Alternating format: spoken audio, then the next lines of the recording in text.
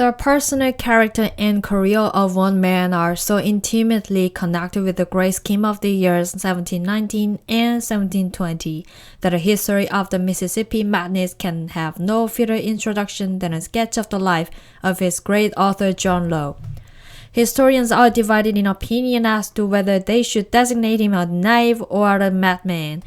Both epithets were unsparingly applied to him in his lifetime, and while the unhappy consequences of his projects were still deeply felt. Posterity, however, has found reason to adopt the justice of the accusation and to confess that John Low was neither knave nor madman, but one more deceived than deceiving, more sinned against than sinning.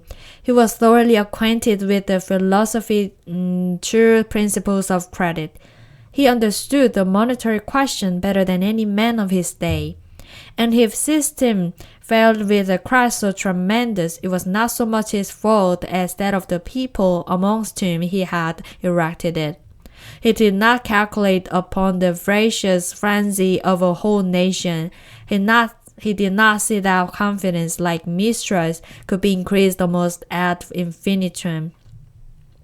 And that hope was as extravagant as fear. How was he to foretell that the French people, like the man in the fable, would kill in their frantic eagerness the fine goods he had brought to lay them so many golden eggs? His fate was like that which may be supposed to have overtaken the first adventurous boatman who rowed from Erie to Ontario. Broad and smooth was the river on which he embarked, rapid and pleasant was his progress, and who was to stay him in his career? Alas for him, the cataract was nigh. He saw when it was too late that the tide which wafted him so joyously along was a tide of destruction, and when he endeavored to retrace his way, he found that the current was too strong for his weak efforts to stem, and that he drew nearer every instant to the tremendous fall. Down he went over the sharpy rocks, and the waters with him.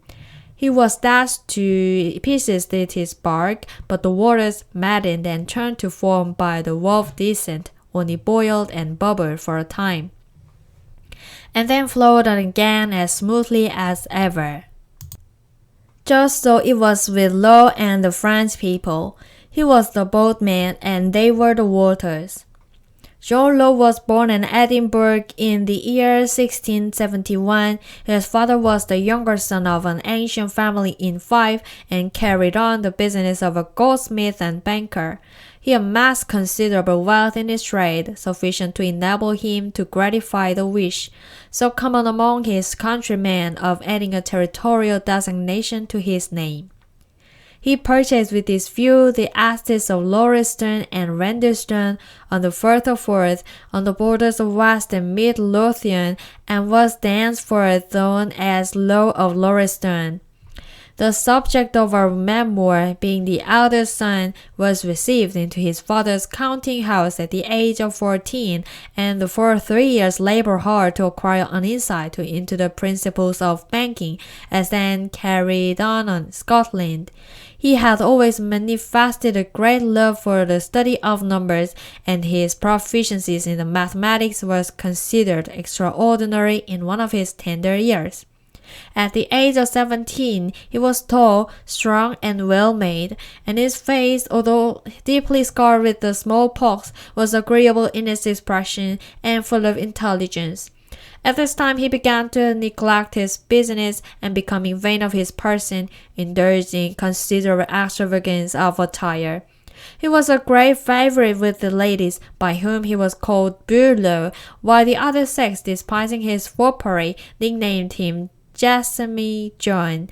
At the death of his father, which happened in 1688, he withdrew entirely from the desk which had become so irksome, and being possessed of the revenues of the paternal estate of Lauriston, he proceeded to London to see the world.